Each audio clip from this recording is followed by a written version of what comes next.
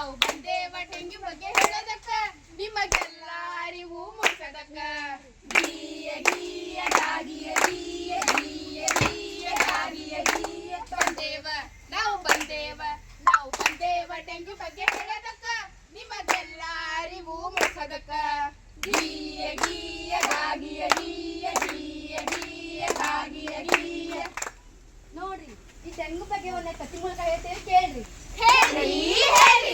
ಒಂದೂರೊಳಗ ರಂಗಣ್ಣ ಅಂತ ಸಿಗ್ತಾನೆ. ರಂಗಣ್ಣನ ಹೆಂಡತಿ ಹೆಸರ ಶಾಂತ, ಅವ್ರ ಮಗಳ ಹೆಸರ ನಿಂಗಿ. ನಿಂಗಿಗೆ ಜ್ವರ ಬಂದಿರ್ತೈತಿ. ಅಯ್ಯೋ